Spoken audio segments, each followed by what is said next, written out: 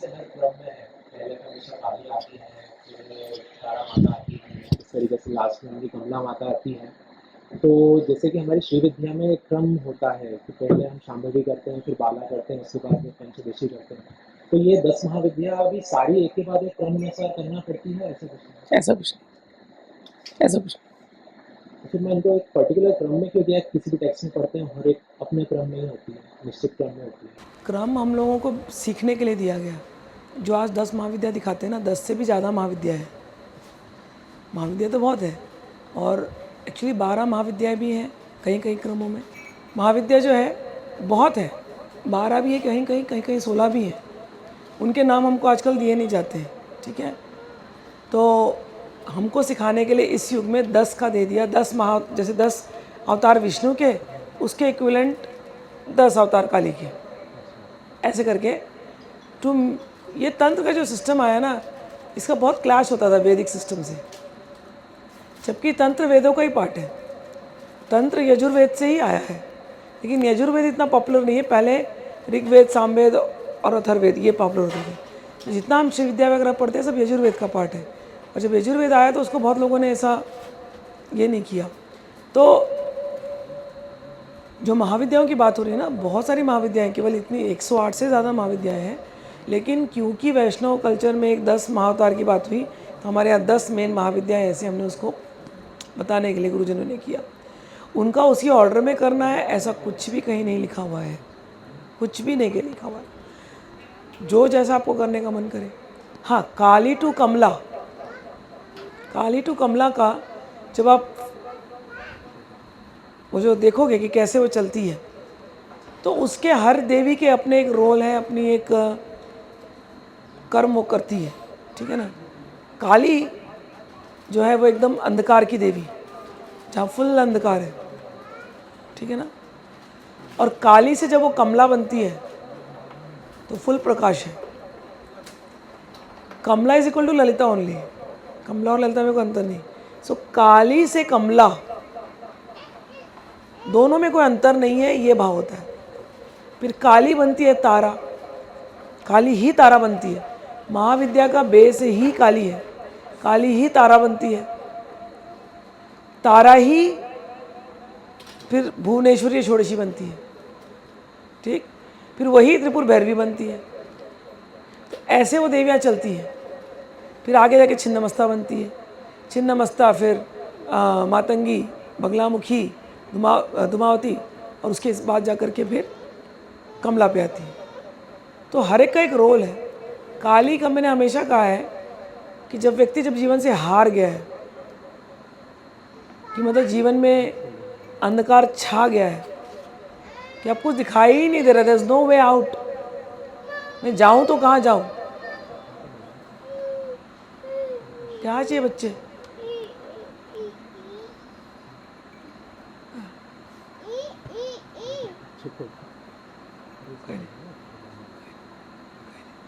तो काली जब जीवन में अंधकार छा गया, कुछ नहीं दिखाई दे रहा है, हमको कोई देवी पता नहीं, कोई भगवान पता नहीं। हम कभी अंधकार में रोते हैं कि कोई आ जावे, कोई हमको शक्ति दे, कोई हमको रास्ता दिखाए। जिसको हम मांग रहे हैं अंधेरे में, वो है, और अंधेरे में भी हम उसको महसूस कर रहे हैं। वो जिसको हम अंधेरे में महसूस कर रहे हैं वो है काली। काली यानी काला, सब कुछ अंधेरा अंधकार। जीवन में जब काली माँ छा गई है, पूरी काली माँ छा गई है, तो हम उस काली माँ को बोलते हैं काली माँ तो तू है ही, काली माँ बन करके आना। समझ में आया? तो हम फंसे हुए अपने काली माँ में, अपने कालिख में, अपने अंधकार में। फिर हमको एक उस काली माँ में से, अंधकार में से एक रोशनी की किरण दिखाई देती है, एक तारा। तो ये काली माँ बन गई तारा, ठीक। अब वो तारा जब प्रकट होती है तो तारा मतलब जो हमको तार दे। हमको नहीं पता मोक्ष की बड़ी बड़ी बातें भाई। हम जो जीवन जी रहे हैं, इतना दर्दनाक जीवन है, हर पल में डर है। कोई मोक्ष की बात आकर के इसमें करे, हमको नहीं पता मोक्ष मोक्ष मत बात करो। इस समय हमको हमारे अंधकार से रास्ता दिखाओ, बस गिव मी अ वे आउट। मैं दुखों में पड़ा हूँ, दुखों के सागर में पड़ा हूँ, मुझे इस दुख से तार दो। तो जो दुखों के सागर से तुम्हारी नैया को पार लगा दे, जो दुखों के सागर से तुमको तार दे, वो तारा तुम्हारे अंदर भगवती बैठी है। वो बात करती है, बट जब अंधकार छाता है तो उस पर हमको शक हो जाता है, हमें भरोसा नहीं होता कि भगवती बात कर सकती है।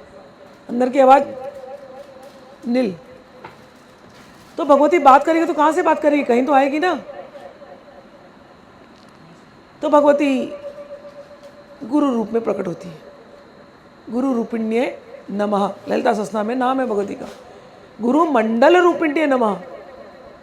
व्यक्ति के जीवन में कोई एक गुरु नहीं है, गुरु मंडल है। तो गुरु मंडल रूपिण्ये नमः भगवती प्रकट होती है। और भगवती क्या करती है, तुम्हारा जो डिस्कनेक्ट हो गया था ना भगवान से, अपने सुपर पावर से, वो डिस्कनेक्ट को कनेक्ट कर देती है, तुम्हारे तार जोड़ देती है।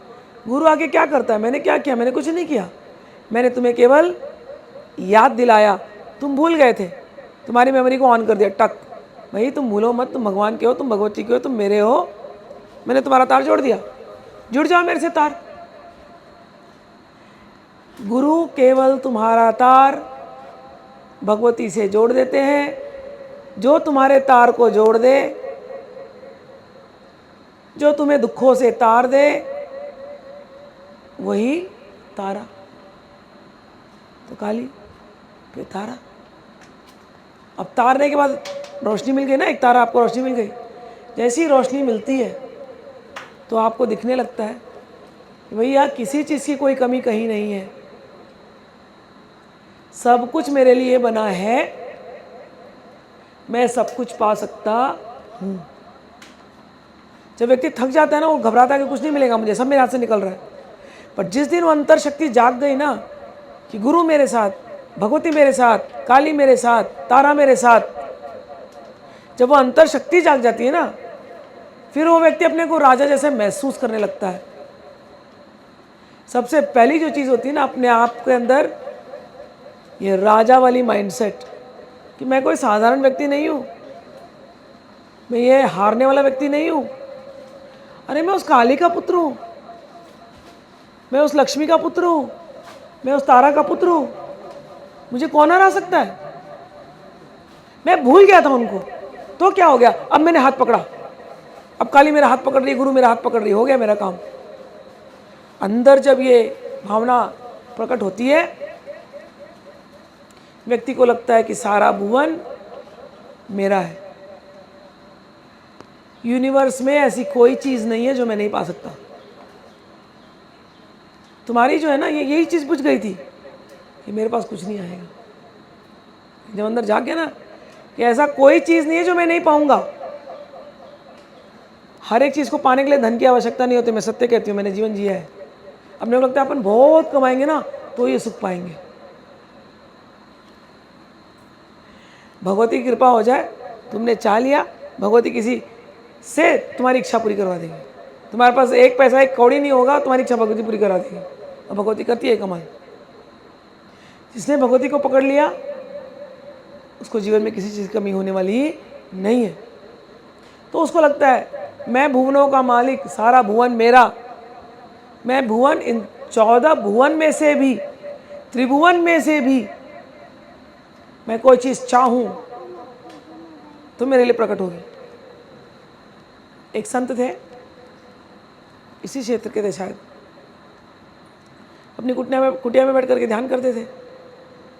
ध्यान करते करते उनको मन हुआ कि एक विशेष प्रकार का इत्र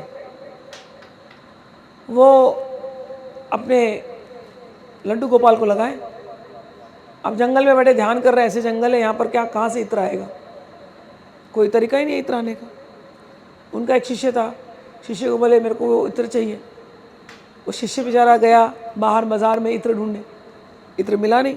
बोले गुरुदेव इत्र तो नहीं मिला। बोले अरे नहीं, मुझे मेरे लड्डू गोपाल को चढ़ाने की इच्छा हो रही है इत्र। तब तक देखे रात को घोड़े पे कोई एक बड़ा सुंदर सा व्यक्ति आया, आ करके इनको इत्र दे करके गया, आपके लड्डू गोपाल के लिए इत्र लगा लो। और जब वो इत्र लिए तो उन साधु बाबू को दिखाई दे रहा है, अरे ये तो साक्षात स्वर्ग से आए गंधर्व है, ये कोई साधारण नहीं है। क्योंकि वो जो इत्र लगाया उन्होंने, वो इत्र दुनिया में कहीं मिलेगी नहीं, वो अलग ही उसकी सुगंध, मतलब एकदम स्वर्ग में पड़ती ना वैसे सुगंध। और उन्होंने शिष्य को बोला कि देख, ऐसा इत्र लेना भी महंगा चीज़ है, और जंगल में स्वर्ग से गंधर्व आकर के इत्र दे करके बाबा जी को चले जा रहे हैं। जो भक्त होता है, जो देवी का बच्चा होता है, उसकी कॉन्फिडेंस ये लेवल की होती है।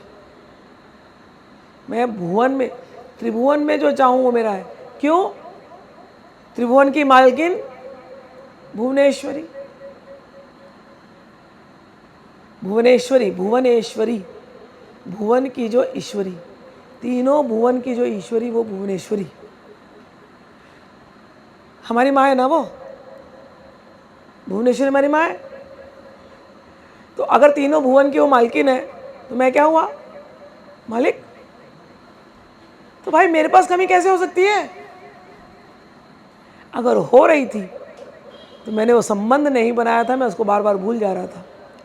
मैं बार बार केवल उसको भय में याद करता हूँ, कभी प्रेम से कि मैं माँ का बच्चा हूँ और माँ मुझे सब देगी। इस कॉन्फिडेंस के साथ जियो, जब भी किसी काम को लो, माँ का है, माँ करवा देगी। हार भी गए ना तो चिंता मत करो, एक ही हार है, अगली बार अगले में तो जीती है जीत। माँ खेलती है कभी कभी खेल, बट वो हार गए और तुम फिर से दुखी हो गए, मैं हार गया, माँ ने तो मेरे को दिया नहीं। नहीं नहीं नहीं, मैं हार गया तो क्या हो गया, अगली बार तो जीत है 100%। और जो ऐसे कॉन्फिडेंस से रहेगा वो जीतेगा ही जीतेगा। क्यों? हमेशा याद रखो, तुम्हारी जिंदगी अंधकार में थी, काली आई, काली ने का अंधकार हटाया, तुमको तारा ने आकर के तारा जैसी रोशनी दी, तुमको भुवनेश्वरी का स्मरण कराया। वो भुवनेश्वरी तुम्हारी माँ है। दुर्गा सप्तशती में हम भुवनेश्वरी का पढ़ते हैं, चमकती है और रोज आती है, रोज सूरज उगता है, वो भुवनेश्वरी है। चांद, अंधकार में भी चांद रोशनी देता है। चांद को रोशनी कहाँ से मिलती है? सूरज से। हम भी भगवान के, भगवती के चांद है, हमारे जीवन में रोशनी देने वाली भगवती है। तो काली आ गई, तारा आ गई। देवी की पूजा में जो बीज मंत्र लगता है वो भुवनेश्वरी। मैंने जीवन में बहुत मंत्र जपे, लेकिन अगर एक बीज मंत्र मैं बोलूं कि सच में वो न्यूक्लियर बॉम्ब है, माया बीज, भगवती भुवनेश्वरी का एकाक्षरी मंत्र। किसी को अगर कोई भी देवी को प्रसन्न करना है ना, इस बीज मंत्र का, माया बीज मंत्र का 32 लाख जप लो, बस। ये सब कुछ अट्रैक्ट करेगी आपके जीवन में। ऐसा कोई सुख नहीं है जो आपके पास आएगा ही नहीं। अब सब आने लगा, आप एंजॉय करने लगे लाइफ में धन आवे, ऐश्वर्य आवे, और साथ साथ में हमें घमंड ना आवे। सब आएगा और फिर सब लुट गया। क्यों लुट जाता है? क्योंकि हमारा घमंड हमको डुबाने लगता है। तो हमारी सद्बुद्धि बनी रहे, धन तो दे देगी, सद्बुद्धि हमारी बनी रहे। तो सद्बुद्धि बनने के लिए कभी हमारे यहाँ पूजन जो होता है ना, दिवाली में आप देखते हो गणेश जी की पूजन होती है, लक्ष्मी जी की पूजन होती है, सरस्वती की पूजन होती है। कभी लक्ष्मी को अकेले नहीं पूछते, कभी नहीं, क्योंकि लक्ष्मी जी तो आ जाएंगे धन देने के लिए, लेकिन उनके साथ साथ बुद्धि भी फिर जाती है अपनी, क्योंकि अपने संस्कार ठीक नहीं है। तो लक्ष्मी चंचला है, हमारी बुद्धि फिरी, लक्ष्मी टाटा बाय बाय। इसलिए बुद्धि नहीं फिरनी चाहिए, इसलिए सरस्वती की पूजा करते हैं हमारे यहाँ, और गणेश जी की पूजा करते हैं। उन सरस्वती का बीज मंत्र ऐंग, और गणेश जी का एक बीज मंत्र है ग्लोम, गुम गौम गम ग्लोम। ये दो बीज मंत्र एक विद्या में आते हैं, उसको बोलते हैं श्री विद्या। वाराही का मंत्र होता है, उसमें ग्लोम लगता है, गणेश जी के भी मंत्र में लगता है, ठीक है। और ऐंग बीज मंत्र लगता है सरस्वती का। तो जो चौथी विद्या आती है वो होती है श्री विद्या, भगवती ललिता त्रिपुर सुंदरी की। भुवनेश्वरी ने सब दिया, ललिता त्रिपुर सुंदरी हमारे जीवन को बिल्कुल अपने जैसे बना करके रखे। षोडशी, षोडशी का अर्थ होता है फॉर एवर 16। समझ में आया?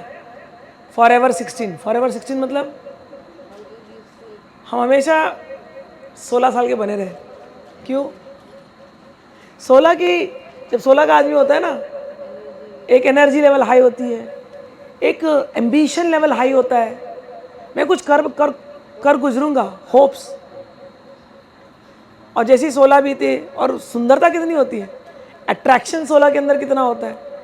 लड़की लड़का 16 साल के हो जाए तो कितना अट्रैक्टिव लगते हैं एक दूसरे को देख करते हैं। तो हमारे अंदर वो अट्रैक्शन पावर हो, और ये सब होकर के भी हम एकदम हम्बल बने रहे। तो भगवती त्रिपुर सुंदरी का रूप है षोडशी त्रिपुर सुंदरी, चौथी महाविद्या। तो हमारे पास धन आ गया, और हमारे पास इतनी आकर्षण शक्ति हो, और हम हमेशा ऐसी 16 साल के बने रहें। हम जीवन में कभी निराश नहीं होवे, हमारे अंदर हमेशा वो जोश बना रहे, कुछ पाना है, कुछ कर देना है, कुछ कर देना है। 50 की उम्र में भी, 60 की उम्र में भी, 70 की उम्र में भी हम बदल देंगे। बड़े बड़े संत महात्मा लोग 70 की उम्र में क्या क्या कर डालते हैं। शिला प्रभुपाद को आपने सुना होगा, इस्कॉन के 70 की उम्र में जाकर के विदेशों में जाकर के भगवत गीता का प्रचार किया, और पूरे दुनिया में धूम मच गई। हमारे प्रधानमंत्री जी को आप देखते ही हो, क्या उम्र है, लगता है कहीं किसी कोने, उनको देख के लगता है हम लोग कितने पिछड़ गए, ऐसा लगता है ना। तो जरूर उनके ऊपर भगवती षोडशी की कृपा है, त्रिपुर सुंदरी भुवनेश्वरी की कृपा है। वो देवी के भगत है, नवरात्रि में 9 दिन आप लोग जानते हो उपवास करते हैं। तो जिसके ऊपर देवी की कृपा हो गई वो ऐसे ही यूथफुल रहता है हमेशा, उसके अंदर बहुत कुछ करने की सामर्थ्य होता है, उसका दिया कभी बुझा नहीं होता, दिया उसका एकदम से चमकता रहता है। जहाँ खड़ा हो, जिस जगह खड़ा हो, उसकी वाणी में प्रभाव होता है। हमारी तो ये हालत, हमारी वाणी में प्रभाव नहीं, कोई सुनना ही नहीं चाहता हमारी वाणी। लेकिन जब ललिता त्रिपुर सुंदरी की कृपा हो जाए, षोडशी त्रिपुर सुंदरी की कृपा हो जाए, श्री विद्या आपको मिल जाए, आपकी बुद्धि प्रखर से प्रखर होती है, और ये बहुत जरूरी है।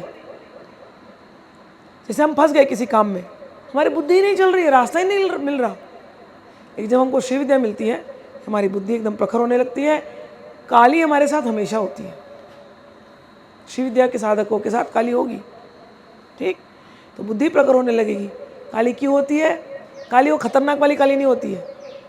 काली के 2 रूप हैं संसार में। यहाँ मैंने सुना महेश्वर में लोग काली को इतना पसंद नहीं करते डरते हैं काली से, लेकिन ऐसा नहीं है। काली का मतलब होता है आकर्षण शक्ति, क्लीम। उनका बीज मंत्र है क्लीम। जो कृष्ण का बीज मंत्र है वही काली का बीज मंत्र है। लोग काली से डरते क्यों मुझे नहीं पता। तो काला से भी डरना चाहिए ना, कृष्ण से भी डरना चाहिए। क्या उसने युद्ध नहीं करवाया? क्या उसने भी युद्ध करवाया? उसने तो घमासान युद्ध कराया, ऐसा महाभारत का युद्ध कराया कि आज तक वो कुरुक्षेत्र की मिट्टी लाल है। लेकिन बदनाम हमारी काली होती है, क्यों? काली है, काली खा रहे, काली को कहाँ युद्ध कराने वाला? तो ये है गेमर। लेकिन हमारा बुद्धि हम समझ नहीं पाते। समझ में आई बात? तो काली का जो बीज मंत्र है वही श्री कृष्ण का बीज मंत्र है, और दोनों का जन्म एक साथ होता है कालाष्टमी के दिन, जन्माष्टमी के दिन, और दोनों एक साथ ही काम करते हैं। बिना काली के कृष्ण होती ही नहीं है। कोई कृष्ण भक्त और सोचे कि मैं काली, नहीं, काली है ही। काली जो अगर कभी उग्र रूप लेती है तो केवल अपने भक्तों की रक्षा के लिए, उसको अगर हमने घर में लगा दिया तो हमारी सुरक्षा ही होने वाली है। या विचार की क्रियाएं, या हमारे घर पे किसी ने कुछ कर दिया ऐसा वैसा, वो इसीलिए हो रहा है कि उस काली की शक्ति को जैसे जगाना चाहिए आप लोग जगाते नहीं हो। देवी ने एक स्वरूप लिया आपके रक्षण के लिए, आपको बुलाने नहीं है। यहाँ वहाँ घूम रहे हो, कभी इस ओझा के पास, कभी उस तांत्रिक के पास। वो तांत्रिक भी सीक्रेटली काली को पूज रहा है। मैं आपको एकदम सीक्रेट हटा के बोल रही हूँ, भाई काली को पूछो, तुम्हारा काम हो जाएगा, तुम्हें कुछ करने की जरूरत नहीं। समझ आया? खुले में करो, चौड़े में। तो काली की ये जो विद्या आकर्षण शक्ति के साथ ये आपको चतुर्थ षोडशी त्रिपुर सुंदरी के श्री विद्या में आपको मिल जाती है। व्यक्ति बड़ा सुंदर, व्यक्ति फॉरएवर यंग, हमेशा 16 का हो जाता है, आकर्षण शक्ति बढ़ जाती है, धन दौलत की कमी कभी नहीं होती है। षोडशी श्री विद्या करने वालों को वो शुरू 0 से होंगे, लेकिन भगवती भरती जाएगी भरती जाएगी भरती जाएगी। मैं तो मेरे बच्चों को चिढ़ाती हूँ, प्रॉब्लम ऑफ अबेंडेंस हो जाती है। इतना आता है कि हमें समझ ही नहीं आता है ले क्या नहीं ले। सच में बोल रही हूँ, कभी कभी लगता है भगवती पहले जब नहीं मिलता था ना तो एक चीज़ मिल जाती तो लगता है वाह मिल गई, हाँ मिल गई। अब इतना मिलता है समझ ही नहीं आता करे क्या इसका। अब बांटने, अब बांट दो बांट दो बांट दो बांट दो, ऐसा हो जाता है। समझ में? तो जो श्री विद्या की साधना करता है, धन की इच्छा हो, भोग और मोक्ष देने वाली श्री विद्या की साधना है। इसके ये मैं सिखाती हूँ। मेन साधना जो मैं कर रही हूँ यही है, बाकी के तो मैं प्रचार कर रही हूँ, लेकिन मेन मेरी साधना श्री विद्या की ही है। तो इसमें अलग अलग हमारे लेवल्स हैं। मैं बच्चों को पहले गीता पढ़ने के लिए बोलती हूँ, आप लोगों को पता ही है सब कुछ। गीता पढ़ो, पहले अपने स्वभाव को सुधारो, अपने विचार को सुधारो। तुम फंसे क्यों इन चक्करों में? तुम्हारे जीवन में उतार चढ़ाव आ रहे हो, क्यों आ रहे हैं? हमको लगता है दूसरे किसी ने हमारे पर कुछ अविचार कर दिया। भाई तेरे पर अविचार कैसे कर दिया? हमारी प्रॉपर्टी में कोई भूत बैठा हुआ है, कैसे बैठ गया? क्या भूत क्या भगवती से ज़्यादा स्ट्रांग है? क्या ये तांत्रिक भगवती से ज़्यादा स्ट्रांग है? तो गलती कहाँ होगी? गलती हमारे अंदर है कहीं ना कहीं।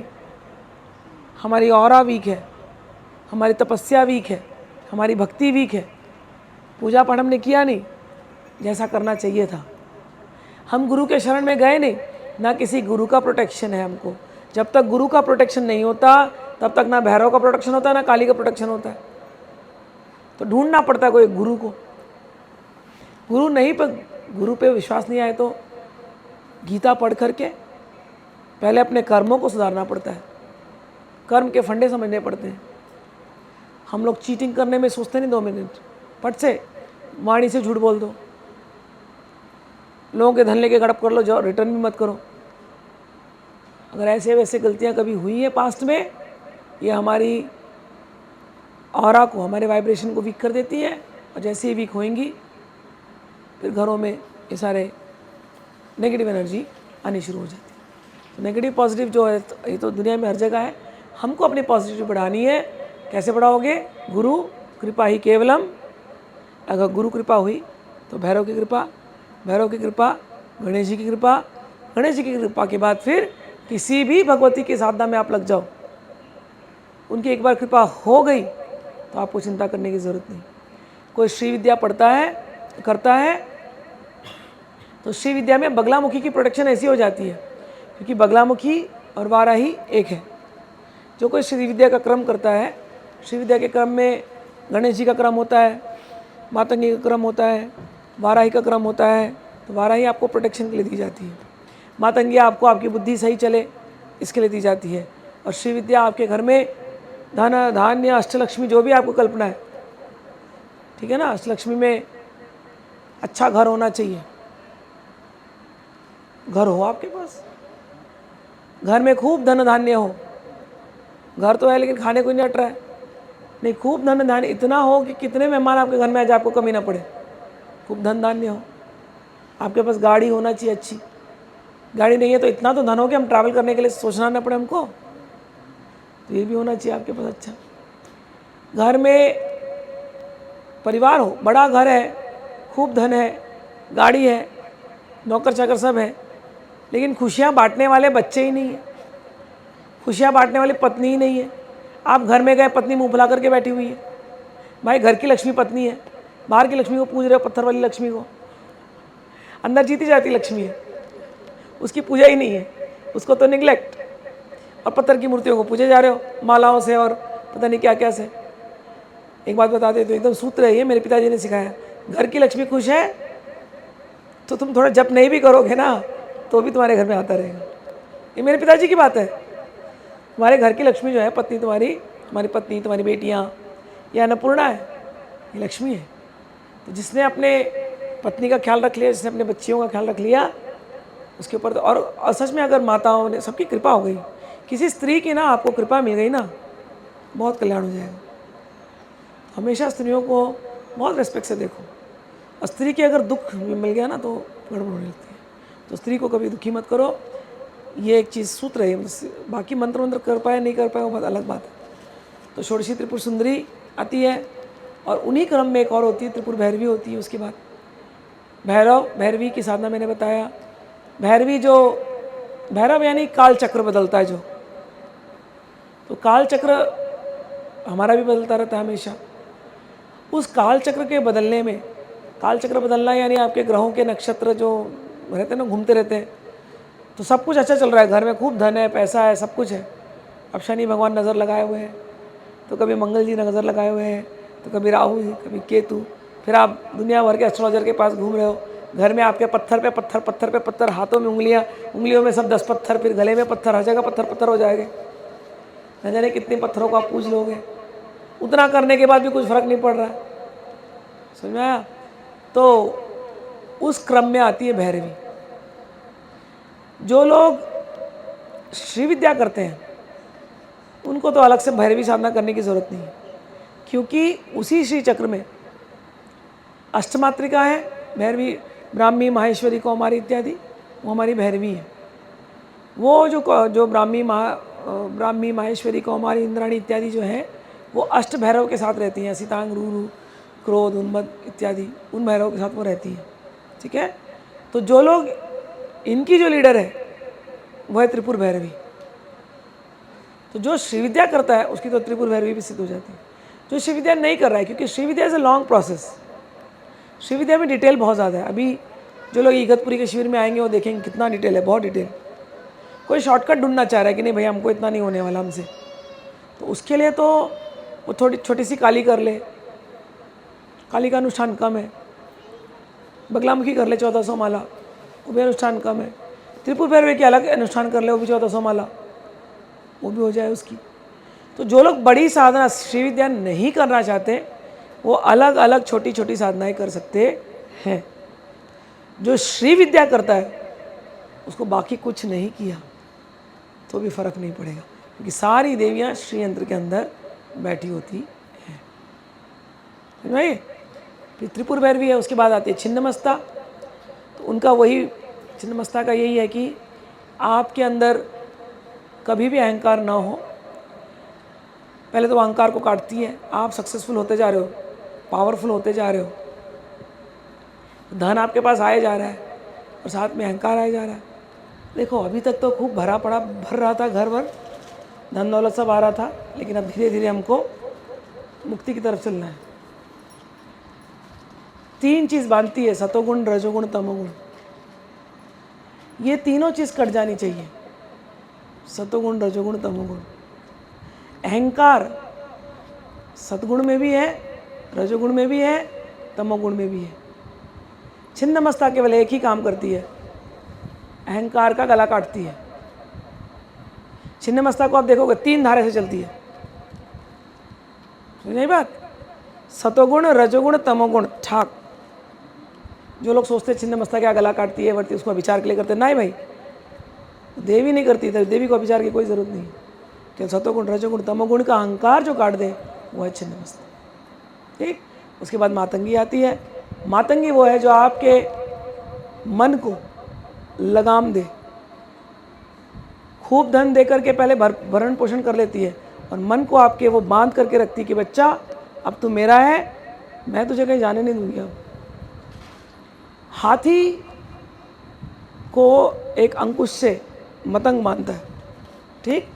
ये मन रूपी हाथी जो बार बार गलतियां करना चाहता है, जब आप महाविद्याओं की साधना में आगे बढ़ते हैं, मातंगी की लगाम, अंकुश आपके ऊपर होता है। मातंगी वो है जो आपके मन को फिर माँ के चरण से हटने देती नहीं है। समझ में बात? मन को लगाम देने वाली मातंगी। फिर आती है, अभी हम लोग किस पे पहुँचे? 4, 5, 6, 7। धुमावती, धुमावती फिर बगलामुखी, ठीक। तो धुमावती आ गई। धुमावती तो बहुत सुंदर है। धुमावती वो है जो सब कुछ अपने में विलीन कर ले। धुमावती वो है जो तुमको बताती है बेटा ये सारा जो प्रपंच है ये मेरा किया करा है, इस प्रपंच में तू है, लेकिन मैं तुझको बाद में अपने में ही संभाल लेने वाली हूँ। बार बार धुमावती के पास जाओ और उसके गले लगकर रो कि माँ बस एक तू है एक मैं हूँ, बस। वो जो सब कुछ अपने में संभाल ले वो धुमावती। भगवान शिव हलाहल पिए, जहर लिए ना, अब हलाहल से शांत कैसे हो? तो भगवान शिव बच्चे बने, बच्चे बन करके भगवती के पास गए। भगवती ने अपना दुग्धपान कराया है तारा के रूप में, और जब दुग्धपान कराने से भगवान शिव का जहर कम हुआ। तो भगवान कई बार कथा मिलती है ना कि भगवान शिव को भी इसने अपने अंदर समा लिया। भाई वो निगलती नहीं है भगवान शिव को। भगवान शिव खुद जाके बोलते मुझे अपने में संभाले, मैं तेरा बच्चा हूँ। आई ना आप लोग मेरे से गले लगे, इतने लोग आई ना वो फीलिंग, आते हो बोलते मेरे को गले लगना है आपसे, क्यों? वो फीलिंग है मुझे अपने में संभालो, मुझे अपने में संभालो। तो मेरी धुमावती जो है ना वो इतनी प्यारी है ना, वो बोलती बेटा तू क्या प्रपंच में फंस रहा है, तो सब कुछ मैं अपने में संभालती हूँ, आ जाए मेरे अंदर, अब कुछ नहीं है, तू मेरे गोद में बस। धुमावती का आंचल डार्क ऐसे ढक लेती है, फिर केवल धुमावती दिखाई देती है और कुछ नहीं दिखाई देता। ऐसी जो प्यारी धुमावती, समझ में आया? धूमावती क्या करती है, उसका मंत्र पता है क्या है? धूम धूम, जो धूम मचाती है जीवन में, धूम मचा ले धूम, समझिए? धुमावती से डरने की बात नहीं है, जो हमारे जीवन में धूम मचा दे, जो हमको इतना प्यार देती है, ऐसी धुमावती। उसके बाद आती है वल्गामुखी, बगलामुखी, ठीक है ना। वल्गा यानी वलग, वलग का अर्थ होता है, वेदों में देखा जाए उसका वलग का अर्थ होता है अभिचार क्रिया। जब दुश्मन लोग, पुराने ज़माने में असुर लोग देवताओं पर कुछ करना चाहते थे तो खूब सारी अभिचार क्रियाएं नाखूनों में, दांतों में, हाथी दांत वात लेकर के कुछ ऐसे करके देवताओं के कैंप में डाल देते थे, उसको कहते थे वलग। उस अभिचार, मारण की, विद्वेषण की, उच्चाटन की, उन क्रियाओं को जो रिवर्स कर दे वो है बगलामुखी, ठीक है। तो उसका जो नाम था वल्गा से बगला हो गई, लेकिन बगला का अर्थ यही है कि जो आपके ऊपर जितनी क्रियाएं करने वाला कोई यदि है, यदि उसको जो खींच ले वो है बगलामुखी। अब बगलामुखी की उत्पत्ति कहाँ से हुई, समझ वाली बात है। तो कथा आती है हमारे पुराणों में कि एक बार एक चक्रवात सा आया, एक असुर था जो चक्रवात के रूप में था, ठीक, और उसको कोई बांध नहीं सकते थे, इतनी ज़्यादा हवा तेज़ थी बवंडर कि उसको बांध नहीं सकते थे, साइक्लोन बांधना बड़ा मुश्किल हो गया। उसने सभी लोगों को, देवताओं को हिला दिया। तो भगवान विष्णु फिर साधना में लग गए कि भगवती की शक्ति आएगी तो ही मैं इसको बांध पाऊँगा। और जब उस साधना में वो लगे तो कौन पहले प्रकट हुई जानते हैं? महात्रिपुर सुंदरी। मैंने कहा ना, जो श्री विद्या करता है उसके ऊपर बगलामुखी की कृपा है। ये कथा ऐसी है, भगवान विष्णु के सामने महात्रिपुर सुंदरी प्रकट हुई और उन्होंने उनकी आराधना की, पूजन किया। फिर महात्रिपुर सुंदरी के हृदय से एक पीली रोशनी प्रकट हुई। वो जो पीली रोशनी प्रकट हुई ना, वो पीताम्बरा है, वो बगलामुखी है। वो अभिचार क्रियाओं को और दुष्टों को रोकने वाली है, वो स्तंभन करने वाली है। अब लोग डरते हैं, बगलामुखी यानी स्तंभन करने वाली डरावनी देवी। भाई दुश्मनों को लगे डर, हम तो माँ के बच्चे हैं, हमको नहीं लगता। हाँ, हमारा भी स्तंभन करती है। फिर बच्चे लोग डरते हैं, अरे माँ ना जबान खींच लेगी अगर तुमने गलत बोला। हाँ, खींचती तो है। लेकिन फिर भी मैं तो जब माँ को देखती हूँ, जैसे भी आप लोग आए, मुझे देखे, बोलना तो बहुत कुछ चाह रहे थे, मुंह स्तंभन हो गया ना, बोल नहीं पाए ना। बस हमारी बगलामुखी यही करती है भक्तों को ऐसे ही स्तंभित कर देती है, क्या बोले क्या ना बोले, कैसे अपना प्रेम व्यक्त करे क्या ना करे, कांपने लग जाते हैं, हिलने लग जाते। बच्चे आते हैं ना मेरे पास, पैर छूते हैं तो हिलते हैं ऐसे, कांपते हैं। क्या होता है अंदर में ना, वो हवा सांस ठीक से चलती नहीं, अजीब सा कुछ होने लगता है अंदर में। बवंडर, जब अंदर में बवंडर प्रकट होता है, हृदय से फिर पीताम्बरा प्रकट होती है। समझ में आई बात? तो हमको तो स्तंभन करती है, और हम तो प्रार्थना करते हैं हमें बार बार वो स्तंभित करे अपने प्यार से, हम उसको देखें वो हमको देखे रहे, और हमारी ज़बान से कुछ निकले नहीं, हम बस उसके प्यार में फंसे रहे। हमारे तो बगलामुखी ऐसी है। जो बगलामुखी की शरण में है, मजाल है दुनिया में, मजाल है दुनिया में ऐसे भक्त का कोई कुछ बाल भी बांका कर सके, असंभव। तो बगलामुखी इतनी स्ट्रांग देवी है, लेकिन भक्तों के लिए बड़ी प्यारी सी देवी है। ठीक, उसके बाद कौन है अभी? कितनी देवी ले ली मैंने? हाँ, मातंगी होगी। हम कमला पे आते हैं, तो कमला तो साक्षात भगवती ललिता त्रिपुर सुंदरी है, जो कमल पे विराजमान रहती है। बाहरी कमल तो हमें नहीं पता, हमारे हृदय रूपी कमल में वो विराजमान होती है, सोने के कमल में विराजमान होती है। सोना कैसा? जिसका हृदय सोने जैसा बन गया। हृदय सोने जैसा कैसे बनता है? सोना जो है ना, अग्नि में तपाया जाता है। जो तपस्या की अग्नि में तप करके जिसका हृदय सोना बन गया, उस सोने के कमल पर भगवती कमला आकर के विराजमान होती है। उसके साथ साथ हाथी होते हैं, धन दौलत सब देती है। मतलब जैसे हाथी बड़ा है ना, खूब विशाल, उतना विशाल धन संपदा आपको देती है। लेकिन सोच लो, काली से कमला के बीच में मिडल के अंदर आती है श्री विद्या। ठीक है, भुवनेश्वरी, श्री विद्या, त्रिपुर भैरवी, तीनों सेट है। और जो श्री विद्या कर रहा है, उसके साथ सारी की सारी देवियाँ अपने साथ हैं, उसको तो फिर और किसी चीज़ की चिंता है ही नहीं। और भगवती का एक ही नाम दिया, गुरुमंडल रूपिणी। ऐसे गुरुमंडल रूपिणी भगवती को हम नमस्कार करते हैं। ठीक है, और कोई प्रश्न? भाई इसको ये था, और एक आप श्री सुख का आपने पूरा सत्संग भी दिया है, सांसारिक प्रयोग उसमें बहुत सारे दिए हैं, लेकिन इसको स्पिरिचुअली ग्रोथ के लिए कैसे यूज़ कर सकते हैं, उसका कुछ दिया है? बस वो सारे जो कर रहे हो ना, उसमें कुछ मांगना मत। जी, बस सकाम प्रयोग में हम वही प्रयोग करते हैं मांगते हुए, और जब हमको कुछ निष्काम होना है, हम कुछ मांगते नहीं। भगवती बस तुझे खुशी है ना, मैं बेल फल चढ़ाऊँ तो तुझे खुशी है ना, मैं पत्र चढ़ाऊँ तो बेल पत्र चढ़ाऊँ तो तुझे खुशी है ना, ले भगवती तेरे लिए लेके आता हूँ आज। बस बस प्यार में डूबे रहो बस। ठीक